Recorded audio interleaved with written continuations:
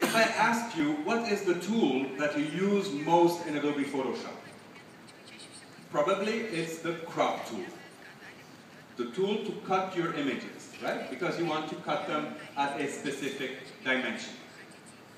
And this is one of the tools that in Photoshop CS6 we've been working on to actually make it easier for you to crop images. So basically the crop tool is still here, right? So I can take the perspective, the crop tool, but look what's new. Now when I start cropping the image that I'm cropping remains in the center.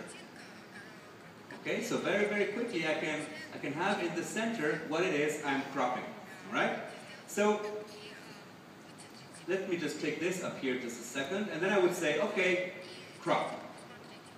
And then, as all customers do, my customer would call me tomorrow morning and say, Rufus, I really like to see some sky in that image.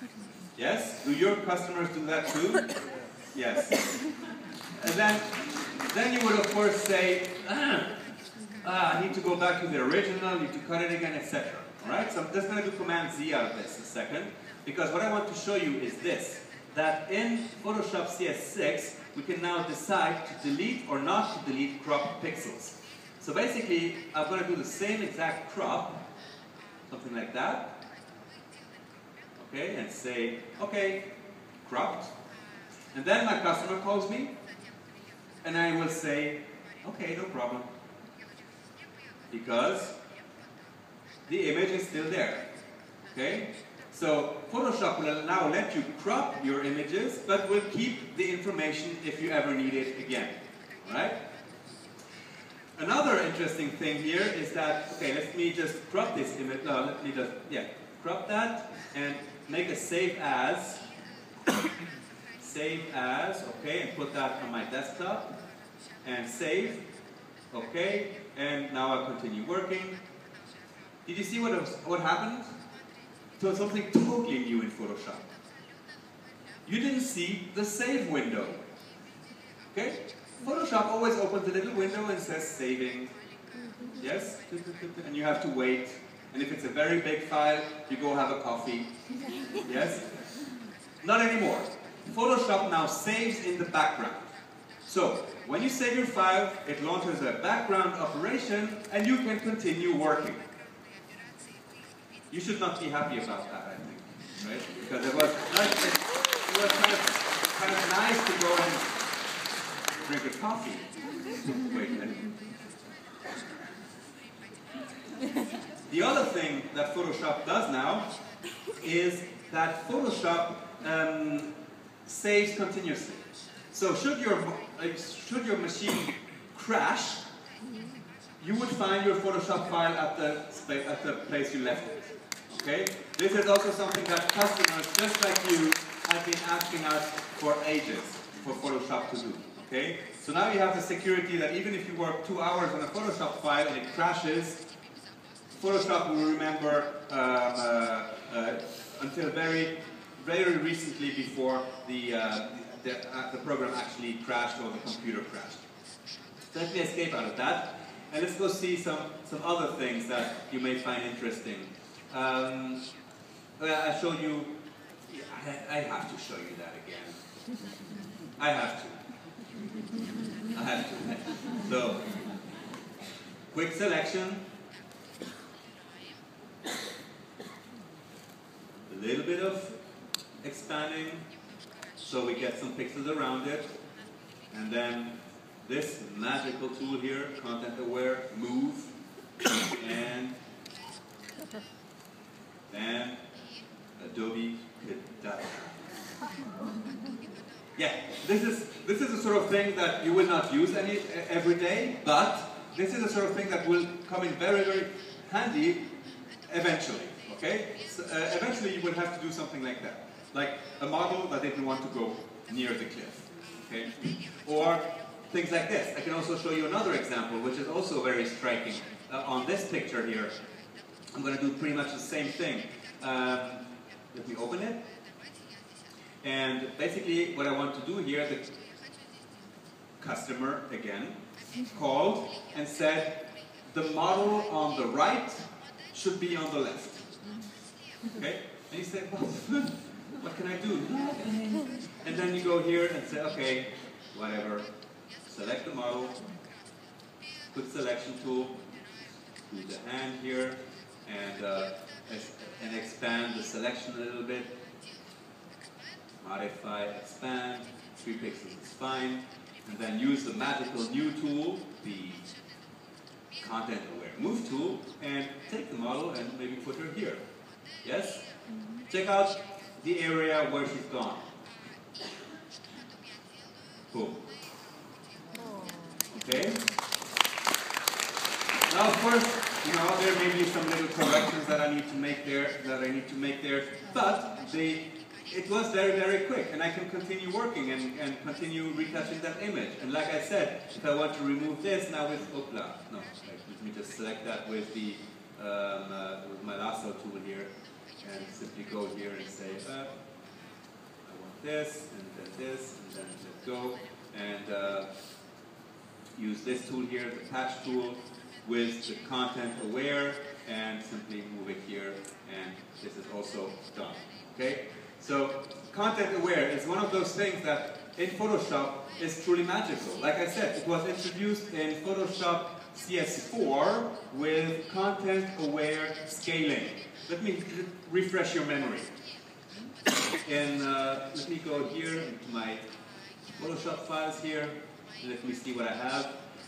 Yes. This file here was a very funny file from CS4. Let me just open it. Okay? So here, the customer calls and says, I don't want a van, I want a limousine. Okay? So you go, yes, and you select it and say, yes, no. Okay? You can't do that. So basically what we've introduced in Photoshop CS4 was this. Edit, content aware, scale. And basically what this allowed us to do was to scale the image like that. And Photoshop senses that there are groups of pixels that should not be stretched. Okay? So this is already pretty good, but I have errors here. So the way we could get around that was simply to mask certain areas. Let me show you the mask. Let me go here in the channels and just show you the mask. This is what I masked on the image, okay? So let me go back to my RGB image. And if I now go to Edit, Content Aware Scale, I can now protect a selection or a mask. And by doing that, look at the storefront here. See, it's not changing anymore. So basically this allowed me to take images and stretch them very, very easily. But some of you may know that I come from Italy, and in Italy we do have cars like this. Okay? So really cool things you can do with content aware. Other things that we may do, yes, let me take these 3 pictures here out of Bridge. This is a panorama, and from Bridge, what I can do is go to the tools here, and I go to Tools, Photoshop, and I say, photo merge these images together. Photoshop is doing something else, so let me just quit out of this. So let me take these images, Adobe Bridge, Photoshop, photo merge. Photoshop will take these images, I will blend them together as well. 1, 2, 3, oh, the images are already there, okay. And it blends them together, it puts them in a panorama. Okay. Now, the problem we have here, of course, is that some areas of the image, are like this, are empty, okay. The panorama is perfect, okay, but Photoshop couldn't create these things. So what we introduced in Photoshop CS5 was content-aware fill, right? And the content-aware fill worked like that. I'm going to take my magic wand tool and go here in my layers, and I'm going to just merge layers together, select, and I'm also going to modify that selection, expand it slightly, and say maybe 5 pixels. Okay, and I'm simply going to delete the emptiness. How does that sound in Russian? Delete the emptiness. Use content aware. Okay. Photoshop looks at the pixels, and out of nothing, it will create something. It's thinking very hard. It's doing like this. There we go. Perfect sky. Right? So, this was pretty magical, no? And now, with Photoshop CS6, we've introduced even newer tools for the content-aware MOV, the content-aware patch tool, etc. And, of course, let me just show you maybe this example here. You can use that, the fill in many different creative ways. Like, for example, here I have a selection on that zebra. I'm going to load the selection of the zebra. Okay, I made it before. And what I want to do here, I want to delete the zebra with content aware, but I want to lighten only the dark areas. Okay, so when I say okay to that, what do you think will happen to the zebra? Any ideas? What? White horse? No, it's freakier. The poor zebra is becoming the invisible zebra. Okay, because I told Photoshop only to keep the white areas of the zebra and to make the rest, to fill the rest with information from surrounding pixels. Okay, so now we have the invisible zebra. Okay, and this is something that you can use, this content-aware technology in a creative manner, let's say like this. All right, so let's move away from content-aware and talk a little bit more about some other features that came in Photoshop CS6. This is a very interesting one. I have this picture here, and of course, pictures need some adjustment sometimes. And you see the face area is a little bit dark, but the background is very light. So if I make something global here, such as maybe a brightness and contrast, and make the brightness brighter, you see that the whole image gets brighter. So what you would do is create a mask to make sure that you only get the face. But we made it even easier in Photoshop CS6, because now I can select the mask, and under Select, I will say Color Range, and the new thing here is this. Let me move down. Skin tones. So Photoshop can now recognize skin tones in a picture. And then I can say, also detect the face, please, Photoshop. Detect face. And then I can, of course, change the fuzziness of that selection, okay, to define exactly what it is that I want to keep in here. All right? And at that point, if I go back here, I can now make that adjustment just to the face. Oh no, sorry. I need to select this one, of course. This one is a new one. Let me just take this one, take the adjustment, and there's a new panel here as well. Let me just show you that. It's called the Properties panel.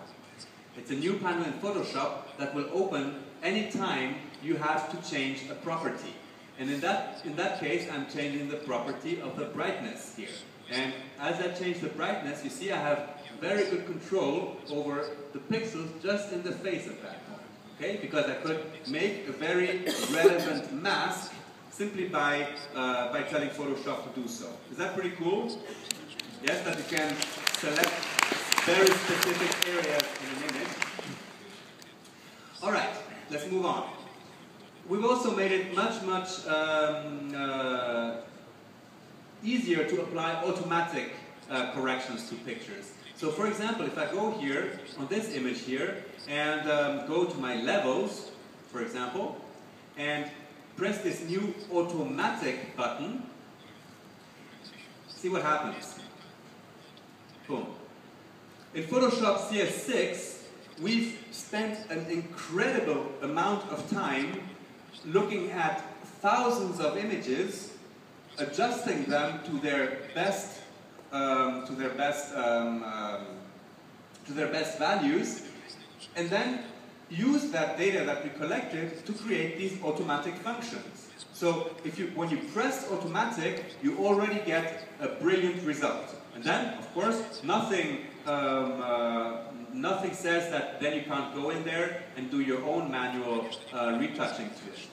And you know, the really great benefit of doing things like that is that it creates these adjustment layers in Photoshop. And at any time, I can go back to the original image. Original, new, okay? Which one's better? Original or the new one? You see? It's very, very easy to actually do things like that in Photoshop CS6 now. Let me see something else. Let me take this file here as well. This is a very interesting new function in Photoshop. How many of you draw in Photoshop? Okay, so with brushes and pencils and things like that.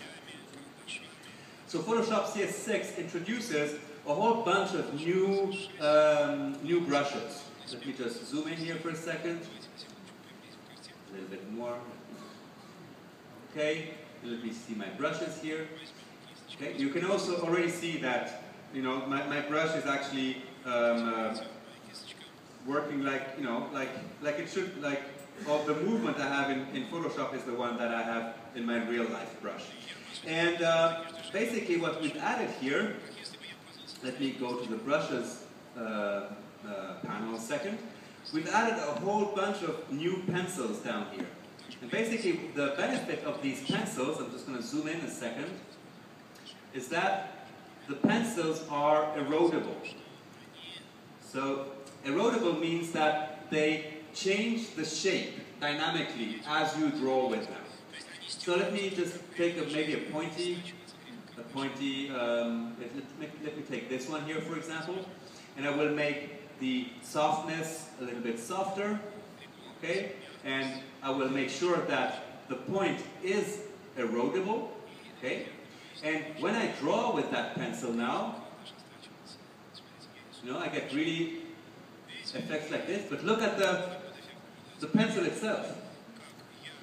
It gets flat, it gets shorter, right? Because it is erodible, right? So the more I draw, the more flatter it becomes. Okay? And then I would go to this button here and say sharpen tip. Poof. Okay, it's sharp again. And I can continue drawing. Alright?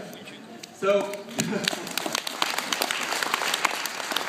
for those of you who actually draw in Photoshop, this is something new and interesting that really does make sense. And of course, to be able to use these brushes and pencils, you do need a tablet, okay? Because you need something that is pressure sensitive, and a mouse is not pressure sensitive.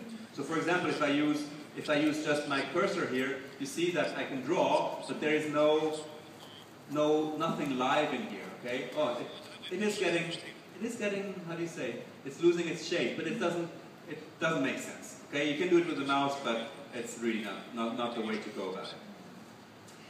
Let me talk to you about another few stories that are very, very interesting in Photoshop CS6.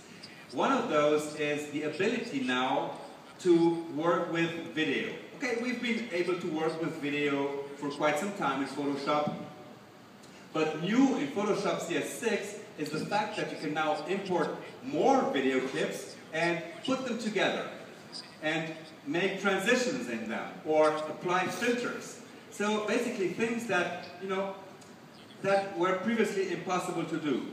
And many of you probably think to themselves, but why would I use Photoshop when I have Premiere and After Effects?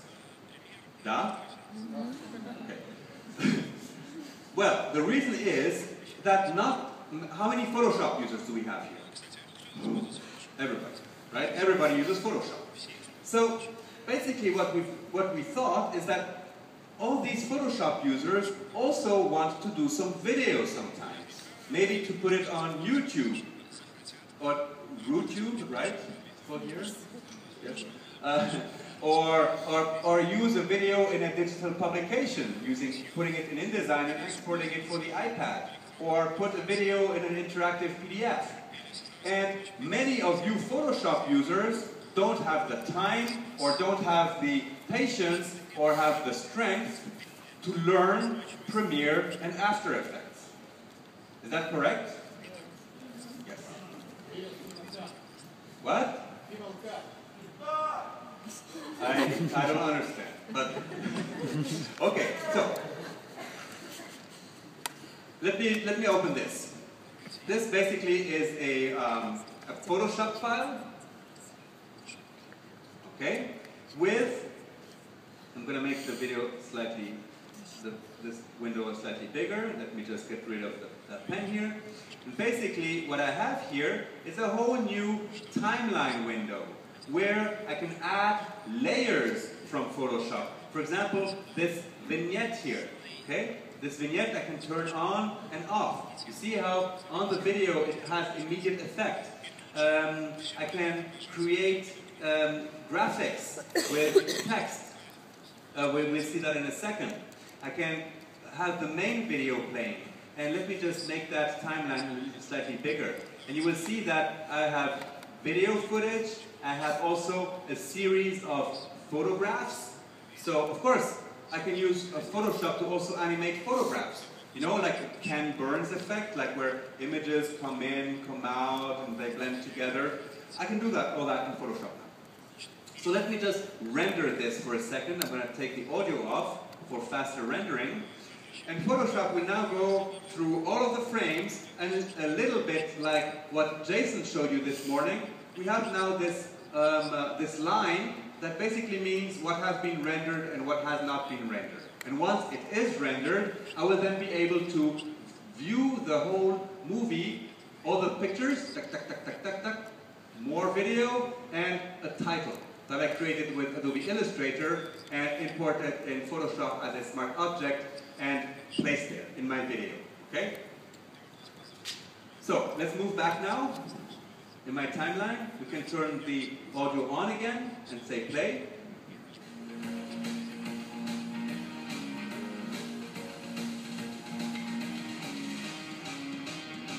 All my pictures, and the end, okay? And this is something that was entirely created in Photoshop. Why? Because you already have the knowledge to do it. You know how to apply filters. You know how to make a vignette. You know how to put these things together. Now the only thing extra maybe that you need to learn is how to actually get these videos in and place them on the timeline and cut them, because you can actually also cut them. Let me just go down here and maybe go in the timeline a little bit more. Let me go back here in this. Like take this video here, for example, and I take my little scissor tool, boom, it's cut. Okay, now I have two pieces of that. And I can delete one if I need to. Okay? Or I can take this menu here, which lets me put the fades in between images. So if I go back to the beginning of my timeline here, we see that we've added a whole bunch of how do you say, of fades here. These things here. Okay, so if I want one here as well, I just say fade with black, for example, and I put it here, and this is the fade that will now happen. Okay, or if I go on this side here, if I click on the clip itself, I can say that the image actually has a motion, like the pan and zoom, a little bit like what we've seen in InDesign before. So the images can pan in and pan out. They can also rotate. They can rotate and zoom in. So very, very easily you can take a whole bunch of images and transform those into a movie.